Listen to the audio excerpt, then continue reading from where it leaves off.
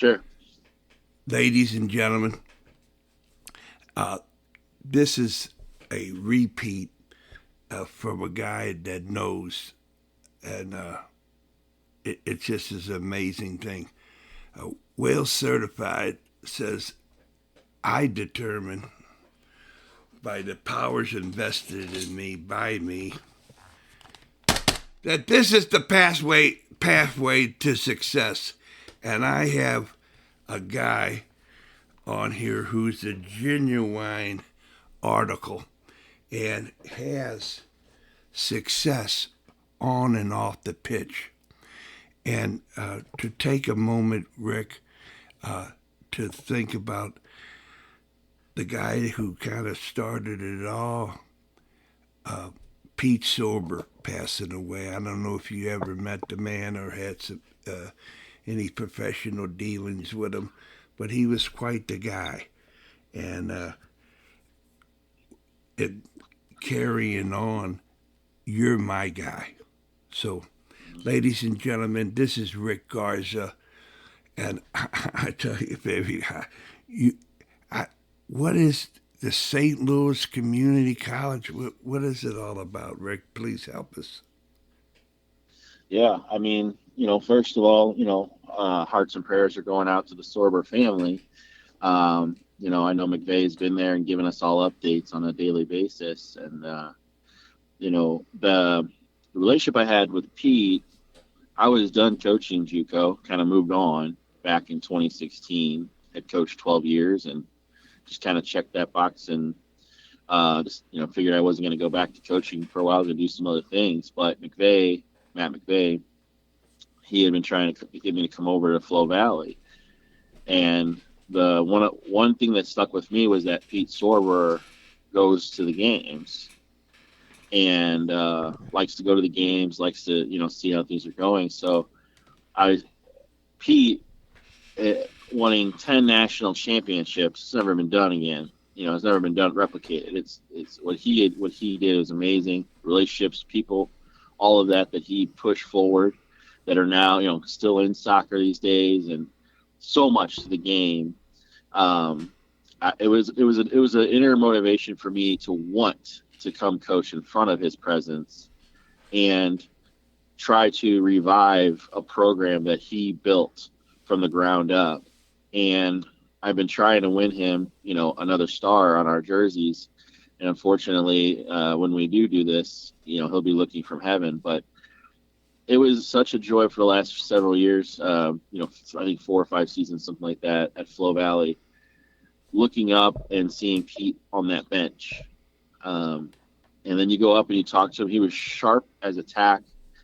What was the deal with that, coach? And it just, the conversations we had were just so awesome. And the experience to be able to have a conversation with a legend like that, I never would take for granted, year after year, season after season. So now, being at the St. Louis Community College now, all I can do is just make sure that legacy lives on. I mean, unfortunately, there's generations that we coach now who didn't know what Pete Sorber was.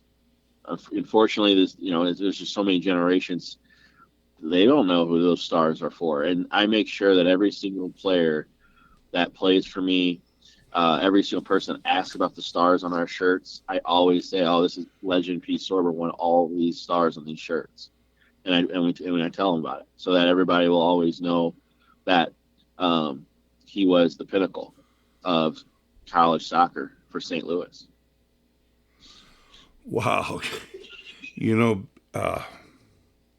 Sometimes being ignorant really is a joy, because I had no idea. Oh, what a beautiful tribute. Way to go, Rick. Way to go. But I gotta tell you, baby, is Matt McVey your assistant? Yeah, he's been there ever since Pete's been there. And Oh, he's the one that's absolutely. recruited me. Yeah, he's been recruiting me to be there, to coach there. And he's been right-hand man there, and is a big piece of it. I mean, Matt McVey's nostalgia himself, because he's been through so many generations of soccer there at Flow Valley.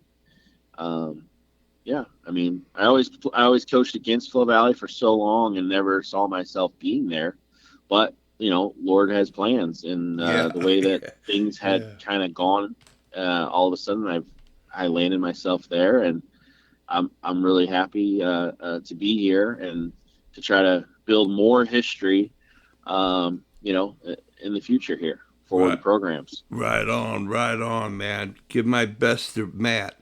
Tell him the whales is looking at him. I'm all Hmm. over.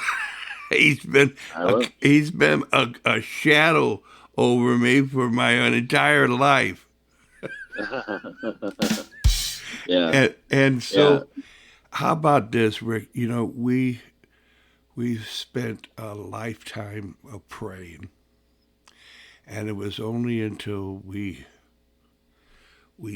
sat and heard the word that felt it and moved on by you know listening. It's really made a whole different way of life for us, huh? Yes, 100%. Yeah. Well, let me tell you something about something, right? I know that you know that I know I can't do it. I don't have a green thumb.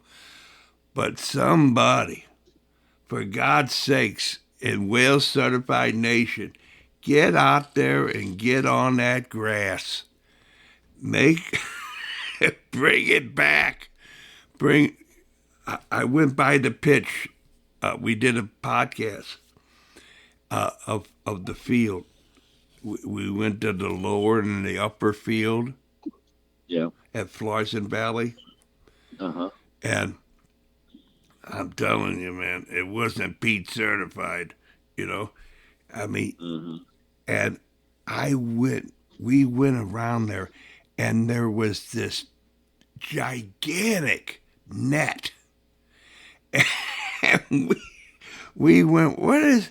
They must have hawks in there, or birds, or is it the largest, you know, tee box you ever seen? What is that? Well, are you talking about the two nets that are behind the goals? They're, yeah, but they're not soccer nets.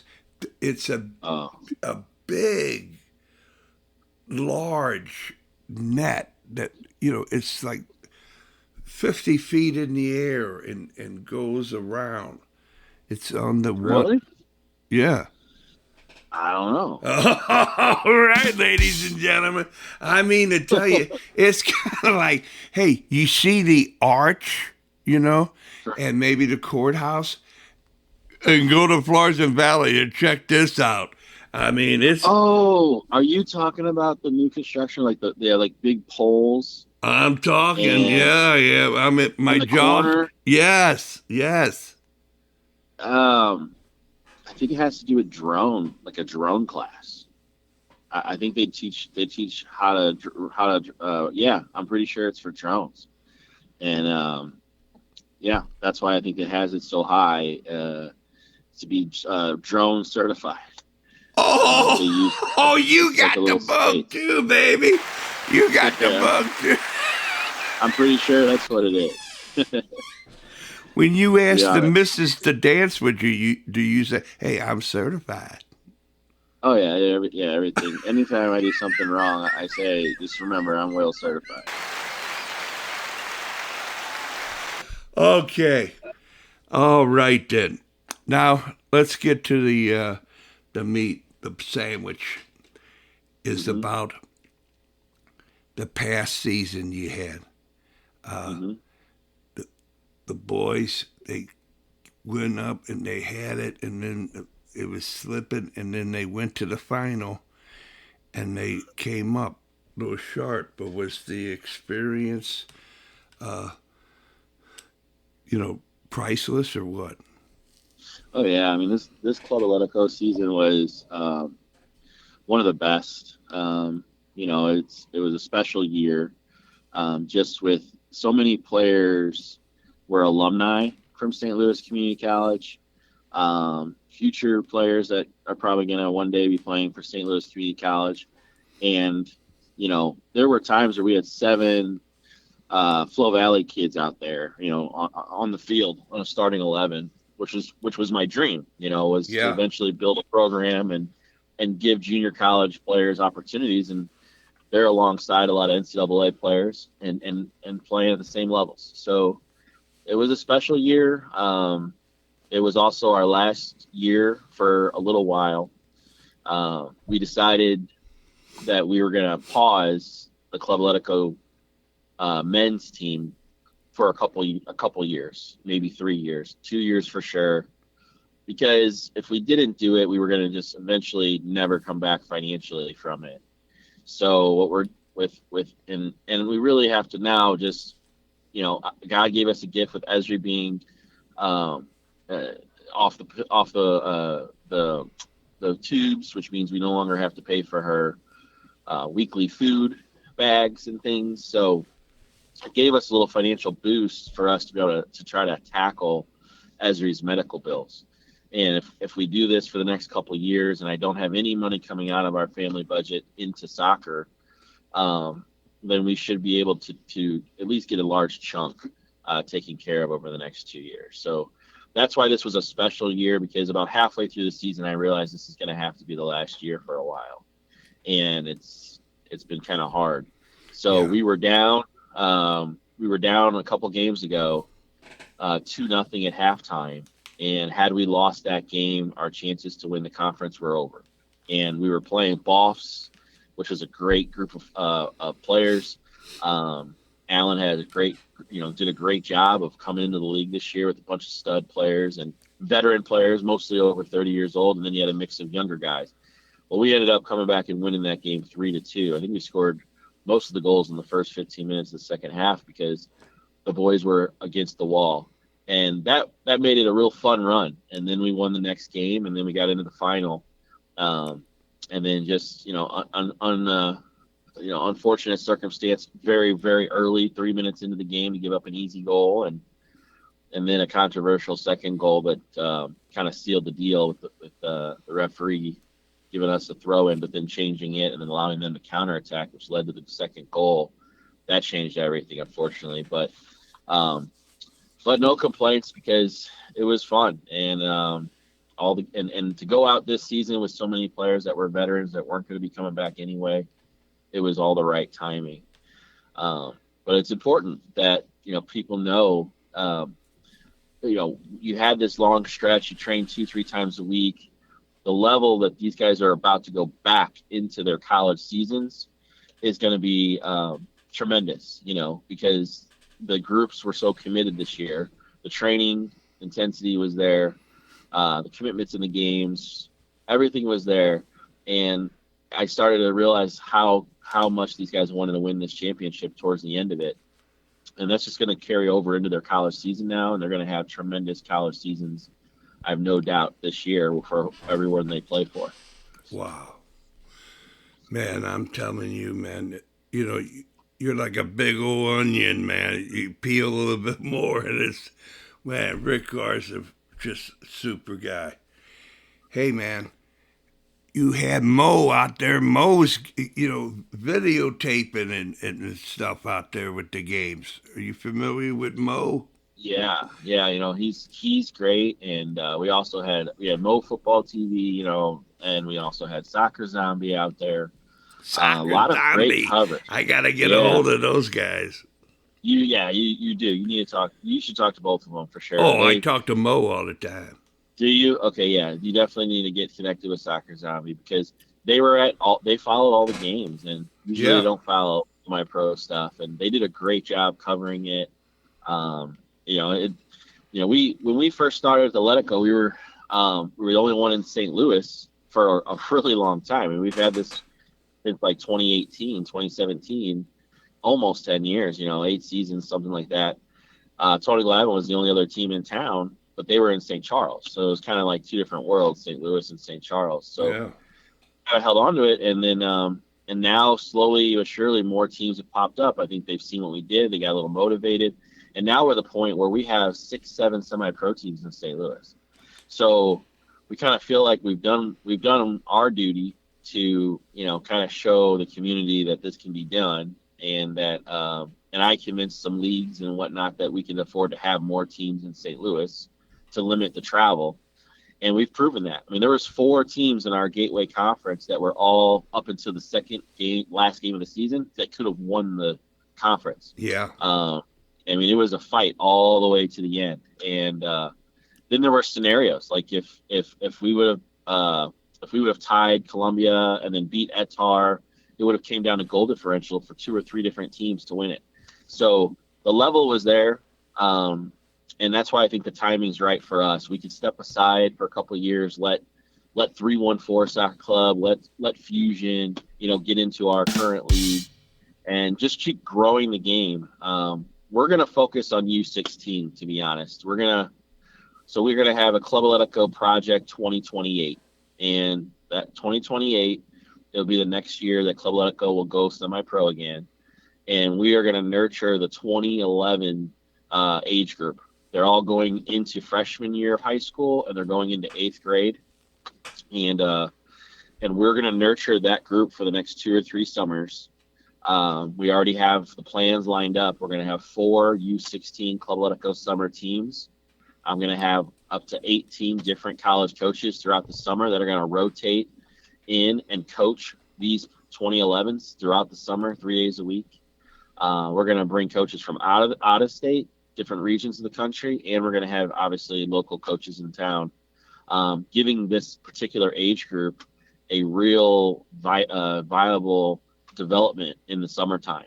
So it didn't matter what club they play for, it didn't matter what they're doing year round, but then all of a sudden in the summer months they can jump on an Atletico mission. And the cool thing is you're going to see 2028, these kids will be committed to colleges and they'll be representing Club Atletico at that time. So that's the special thing that we're going to do for the next 2 or 3 years instead of having the men's team.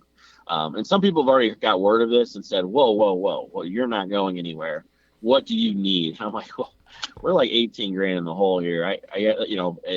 We've got a lot of money to try to recoup, and people have already kind of said, well, we'll fundraise, we'll get you sponsors. You're not going anywhere. So right now, I say we're not coming back because there's no check in front of me that says otherwise. But no matter what, even if some big sponsors came in and said you got to have your men's team, you got to keep this thing going, we're still doing the 2011 project for 2028. Man, I'm telling you, I got nothing but goosebumps, baby. Nothing but goosebumps. Wow. Yeah. What? So you'll be one of our scouts out there. I know you've got the Champions League you're a part of, and here in St. Louis. And, I'm going to be all over you like white on rice, yeah. Yeah, and what we're looking for okay, these kids are 5 years away, 4 years away from shining in their college program. Yes. Who can we identify now that's 13 years old before they get into high school, before they have all those distractions in life? Yes. For that age group. I'm actually sitting right here at Marquette High School, looking across the soccer fields. Marquette has a soccer camp. My son, he's going into 8th grade, so I'm here to pick him up while I'm talking to you. We'll have 80 to 100 kids in one age group to mentor from boys to men over time, and keep them out of trouble. Focusing on the path. Yeah. And then hopefully that group is going to be representative of the entire greater St. Louis area, all different teams. Some high school teams have no way they could compete with certain other high school teams, or some kids are playing on club teams that they can't get on that other club team. And however, Club Atletico is going to be a different program. We don't care where you came from. We're just looking for young potential talent that we think we can mold into something, and that's a part of this Flow Valley thing. That's a part of the St. Louis Community College. I'm going on 20 college seasons as a developmental college coach. So I'm not a coach that goes from college to college, 4-year to 4-year. I've been a consistent JUCO coach who, this is my life. I look at players who have potential, and other coaches don't give them those opportunities. I give those kids opportunities because I see what they're going to be like in 18 months. 4-year coaches pretty much need someone to come in, and do something in 6 to 12 months. So we're looking at how can we develop them so 18 months later the next school wants them. And that's why I know this Atletico 2028 project is going to do so well. Is it's in my niche already, and it's what I know, and all of my credibility is there to show, hey, he can get you to the next level. He can get you guys ready, and the staff that he chooses are all certified. You know what I'm saying? So it's going to be a great experience, and there's nothing like it because no club soccer team can replicate it because you're not allowed to do club soccer in the summertime. A lot of college coaches don't, this is something that took 7-8 years to build a platform. So no one could just do this overnight anyway. And I'm not out here trying to like hide it all. I'm pretty much collaborative with every coach in the area anyway. So it's just about, hey, who else wants to be a part of it? This is what Atletico's doing. And this is the direction that we're going. So there'll be a 2028 project. There'll be a 2030 project. We want to have that, 5th and 6th grade group, and we want to have that 8th and freshman year group. So, yeah, it's exciting. I mean, no one knows it. This is the first time publicly hearing it on your platform today. Thank you, Rick. And I want the world to know I'm a Garza believer, baby. I'm a Garza believer. Is that I was told from a mutual friend of ours, hey, you're doing it the right way. And that kind of perked me up, saying, I got to find out about this guy. And the more I find out about you, holy cow, man. I mean, and I had no idea about all of this. And that's why it's so beautiful is to, be able to open up that box of chocolates. But the deal with what I needed for you to tell all of us, I'm convinced JUCO Pathway is the way to go. That when you're not, I don't believe that a person is really realistic if they choose other paths, if they want to play ball in professional, or if they want to be a top flight coach. That, because you spend so much time on the bench, you spend so much time where you got one-on-one coaching, you have community, you have, hey, it doesn't stop here. You gotta go, with the 4-year, hey, you're here, we redshirt you, but the whole idea, and that's okay for certain, but the vast majority who could make it, Pete Sorber opened the gates of heaven for us to be able to go to that next level where it didn't have any, there was no other place. So can you really take out the shovel and really dig deep on the pathway of JUCO? Yeah, absolutely. Please. Let's start off educating the families about the portal. In 2025, there were 1,300 to 1,500 college soccer players who entered the portal right after their season. And the portal is something where you can go to a 4-year college and you don't like how things are going. You enter yourself into the portal and you can transfer to another college. NCAA has opened the door to this. Well, now these players, they play at a decent level. They don't feel like they're getting, they're sitting the bench, like you said, early and they feel, I want to go where the grass is greener. They throw themselves in a portal, and a lot of them don't ever come back from that. Some of them do, and then they transfer to another school. Well, the recruiting has now, from the context that I have, that recently, just this summer, just in the last month, being at Indiana University soccer camp with some of the most prestigious college coaches in the country, some of them pro, but a lot of them, NCAA level coaches. We have these conversations on what's going on lately. And right now it seems to be like the high school player being recruited is at the back of the line. A top JUCO player is going to be getting interest from all NCAA 4-year schools, and NAIA, of course, but all NCAA schools. And then the portal is an opportunity where man, we really need a right back. These college coaches go into the portal, they click on right back, and a profile is going to pop up right across their screen of 86 kids that are right backs that want to transfer from another school. These guys are now playing 5 years of NCAA. So if you're coming out of high school as an 18-year-old, you might be playing against 23 and 24-year-old men. And how do you win a spot over those guys? It's difficult.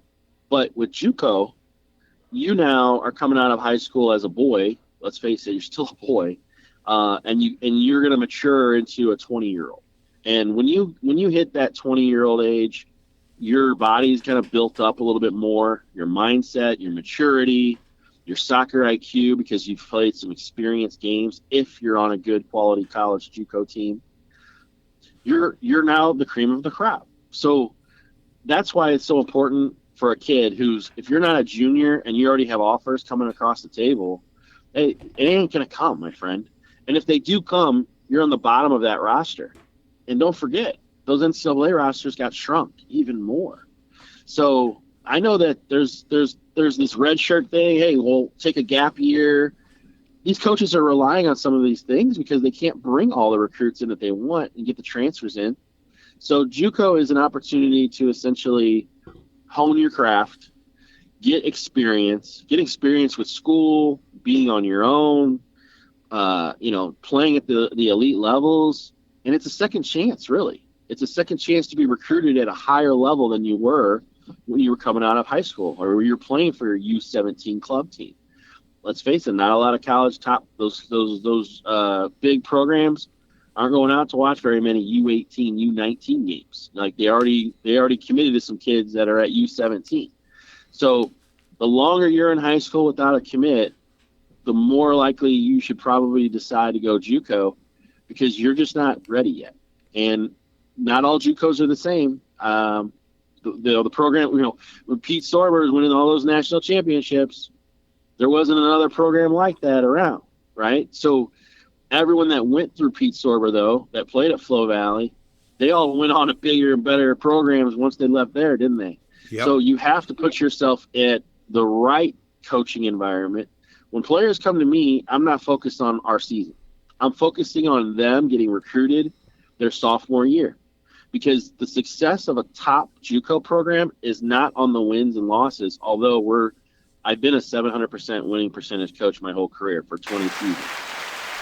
By not focusing on the schedule, for not focusing on the current season, all I'm trying to do is coach this player and put that player in these environments to get better times 23 other players equals 24 committed, intense players in training and in games that automatically give us the winning outcome because the mindset and the developmental pathway is bought into that we as coaches at St. Louis Community College care more about the player in person than we do about the soccer guy out there wearing that jersey. It's more about, can we help their life take a stepping stone here and jump, leap over that, developmental creek.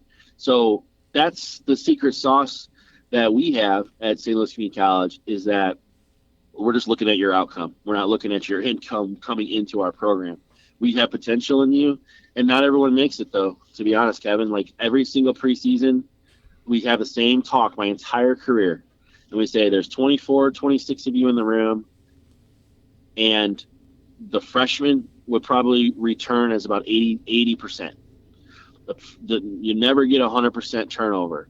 And it's not because we cut them. It's because they cut themselves, because they don't realize how important the school aspect is to the soccer aspect. And we tell them, if you don't do the grades, you're not going to play for us. And eventually they, the ones that realize this is work. This is a work. They either make it or break it. And if you go through our program, hey, you made it. And you earn credibility from the four-year coaches that you made through, because we don't have all the bells and whistles and the resources as the four-year school that's recruiting you.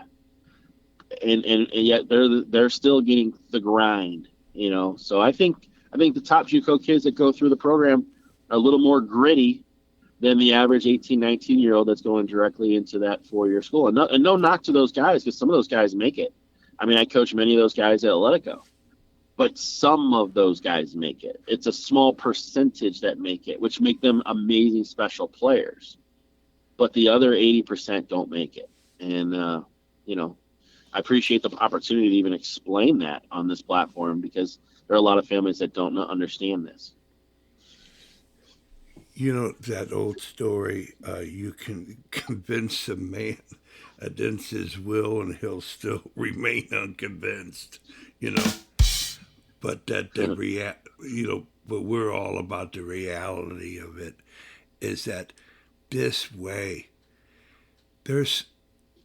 it seems to me, and correct me if I'm wrong, because I believe in you, man, is that there are opportunities to play at the next level and then to jump into more professional opportunities nowadays than there ever was.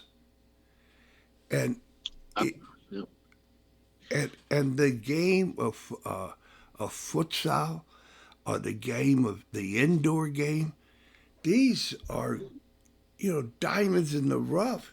Bend over and pick them up, baby. Come on, And I was wondering your opinion about it.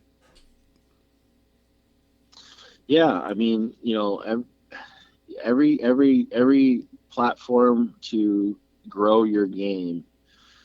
My son is one of those included. A 13-year-old kid, and I don't think he does everything he should be doing to continue, going in that right path. I don't think there's many generations of kids now where things are so freaking structured. No one just goes out, meets at a park and plays very, very often. They do every once in a while, but growing up in South City, me as a kid, every day I'm on a ball for 2-3 hours a day on my own.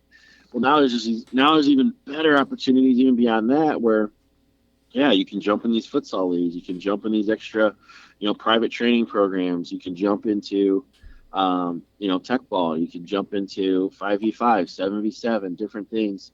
That's one of the reasons we created Maliga, was just to have some different types of things to get on the ball other than 11v11.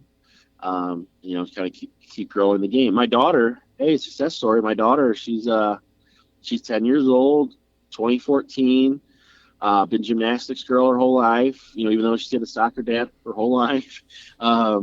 Just this February, she played Maliga technical training, because the shirts were cute. And I was like, I need some more. I need you and Giovanna to come do Maliga so we can grow the girls program. And they didn't want nothing to do with it. They just liked playing with their brother Nico in the basement, but they didn't want to actually go and do practices. Well, ever since she's been with Maliga, her technical skills have grown enough to where she feels actually like, maybe I want to play soccer. So tonight at Friday night at Lou Fuse, she's going to go with a little kick arounds with Lou Fuse, because she came to my wife and I about wanting to play. And what we do in Maliga with her was just simple 3-on-3 development. No refs, nothing. It was just 3-on-3 development. She's fallen in love with the game since February, and now she wants to play on team. And no true type of training. This is all technical stuff, fun stuff for little kids. And now she wants to play. It was awesome feeling to go buy my daughter some cleats and go, yeah, let's go. Just get in the car. You want shin guards to do? It was awesome, because my wife and I were never going to force our kids, even though we both played soccer, we were never going to force them into it, or, just whatever they're passionate about will be. And finally she's come around, and it's about just getting out there, having some fun, playing on the ball, and, those environments. So, yeah. The goosebumps are back. Nice going, Rick. Thank you. It comes up to that. The Whale Certified Pathway. It comes up is that whatever you want to say to who you ever want to say it to, for as long as you want to say it for. Yeah. Well, let's, this topic was all about, off season and development. So let's talk to the kids or the parents who are listening now. Can let your kid listen to the last part of this message. But no matter what age you are right now, no matter what team you play for right now, there's an opportunity to grow. And what you do in the next 30 to 90 days can change your whole trajectory of the level that you want to be. And I promise you, if you're like, well, I'm already on a decent team and I want to go higher, or I'm not quite as good as everyone on my team and I need to get there, start with 30 days. Commit to something for 30 days. 30 touches every day for 30 days. And then multiply that by 2, multiply it by 3. Get in some running. Soccer's not cross country, but it does require stamina and endurance. You're trying to get fit, then you need to do sprint works, not long distance. You need stamina and endurance. Okay, go get your cardio, go run a mile, come back home and enjoy, Xbox or whatever you're going to do. But that's important. The player has to find it within themselves to want to be better and get better. Don't just sign your kid up from some soccer camp and think all of a sudden they're going to be better. They have to do some things on their own and have to be nurtured a little bit to have the right mindset. And it doesn't have to be crazy; it just has to be enough, and you'll get there. And I've seen it for 20 seasons. Kids who come in the bottom of our roster and they leave being the captain of our team in a very short period of time because the mindset changed during that freshman year. So it can be done. Wow. Well, Rick, I'm telling you, give a big hug to the missus and cheer on your children because the Whale Certified Family is starting the deal. Is that you'll be a regular on if you have time to Whale Certified to be able to give updates and so forth. And Yep. yeah, and the whole thing is, man, this is it, baby. We're going together. All right. All right. All right. All right, baby. So I want to thank you extremely, and for the wonderful way of giving the Pete Sorber the tribute that he so richly deserves. The old bones of Pete Sorber. It's thrilling to know of the guy, and keep up the good work. Okay. All right. Thank you. All right, I'm jumping out of the plane, baby. It's just wonderful. All right. All right. All right. Bye-bye, Rick. Bye.